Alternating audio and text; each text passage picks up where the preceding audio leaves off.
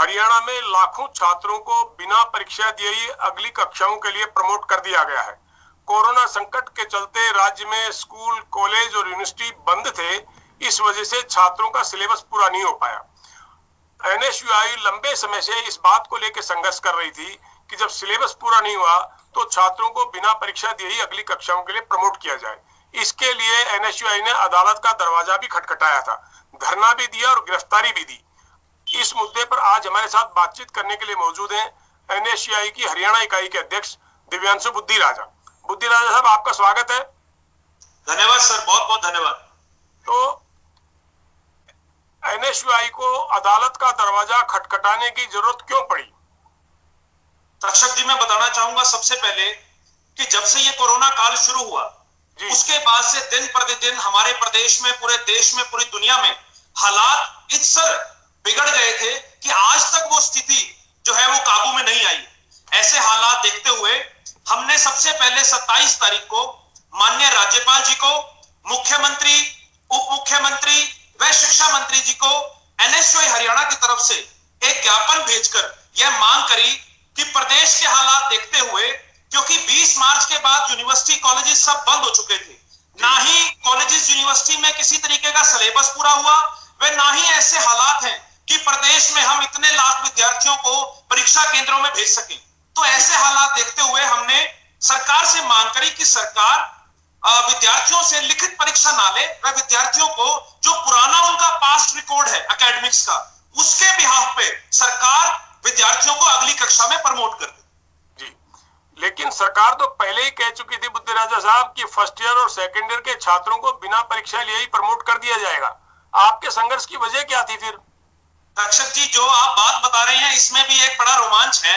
27 तारीख को हमने ये ज्ञापन भेजा और उसके 9 या 10 दिन निकल जाने के बाद ना ही सरकार के कानों पर कोई जुड़ेंगी, ना ही उप मुख्यमंत्री व ना ही माननीय राज्यपाल जी ने इसके ऊपर कोई संज्ञान लिया। अंत में मजबूरन हमें माननीय अदालत का दरवाजा खटखटाना पड़ा। इसलिए मैं बताना चाहूंगा कि 6 जून को एनएसयूआई हरियाणा ने, क्योंकि 3 यूनिवर्सिटीज अपनी डेट शीट जारी कर चुकी थी, महर्षि दयानंद यूनिवर्सिटी, कुरुक्षेत्र यूनिवर्सिटी और चौधरी देवीलाल यूनिवर्सिटी सिरसा, इन तीनों यूनिवर्सिटीज को पार्टी बनाकर, स्टेट गवर्नमेंट को पार्टी बनाकर, डिपार्टमेंट ऑफ हायर एजुकेशन को पार्टी बनाकर हमने माननीय पंजाब एंड हरियाणा हाईकोर्ट में रिट पिटीशन दाखिल करी।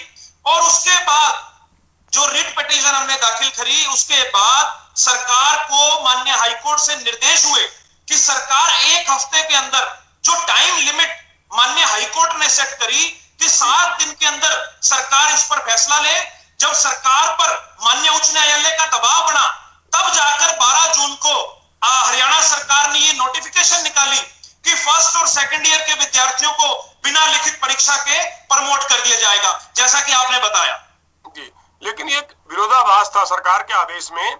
सरकार ने कहा कि जो हरियाणा के छात्र हैं उनकी परीक्षा ली जाएगी, लेकिन जो बाहर के राज्यों के छात्र हरियाणा में आके पढ़ रहे हैं उनकी परीक्षा नहीं ली जाएगी। ये किस तरह का विरोधाभासी आदेश था? बिल्कुल तक्षक जी, जो वो नोटिफिकेशन आया उसमें फर्स्ट ईयर और सेकंड ईयर को तो सरकार ने कहा कि प्रमोट कर देंगे, पर वो नोटिफिकेशन में कितना बड़ा ब्लंडर उस नोटिफिकेशन के अंदर हरियाणा सरकार ने करा, मानो ऐसा लगता है कि जैसे अनपढ़ लोगों ने वो नोटिफिकेशन तैयार किया हो।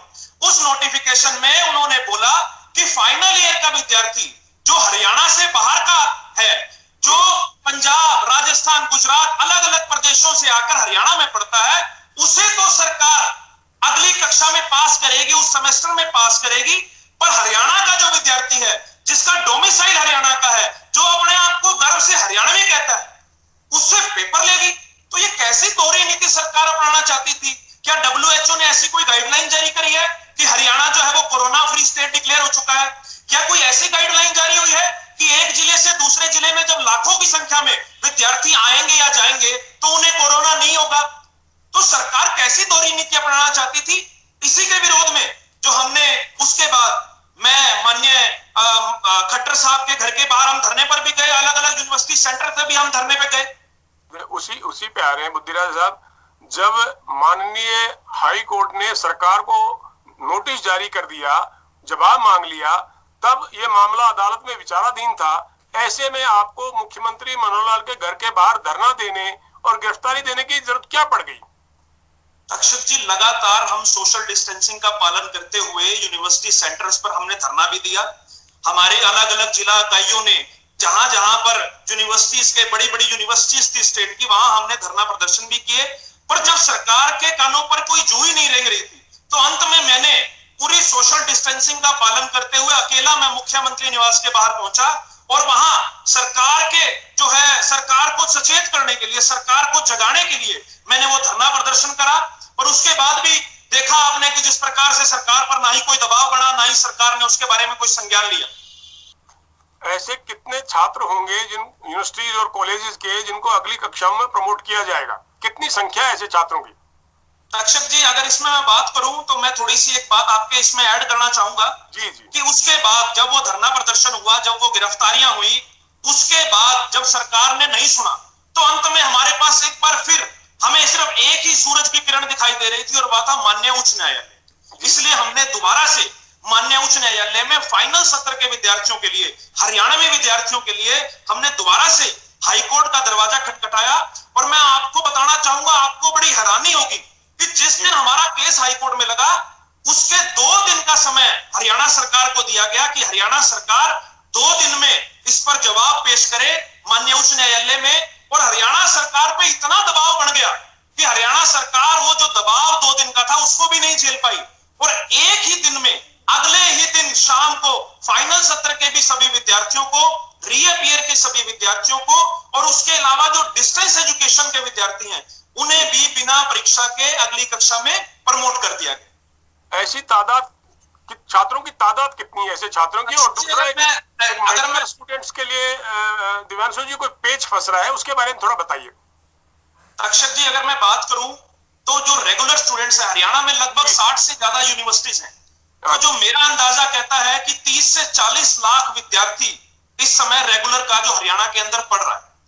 उसके अलावा अगर डिस्टेंस एजुकेशन की बात करूं तो मुझे लगता है कि 5 से 10 लाख के जो अराउंड है विद्यार्थी, वो भी इस जो सरकार का फैसला हुआ है उससे उनको भी राहत मिलेगी।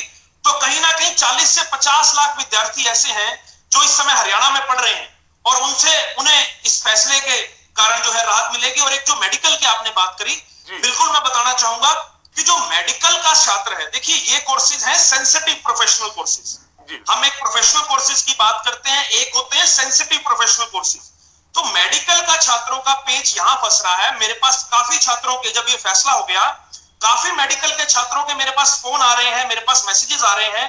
अब मेडिकल की जो रेगुलेटरी बॉडीज हैं, जैसे एमबीबीएस का है तो मेडिकल काउंसिल ऑफ इंडिया है, अगर डेंटल का है तो डेंटल काउंसिल ऑफ इंडिया है, अगर हम आयुष का देखें तो सीसीआईएम है।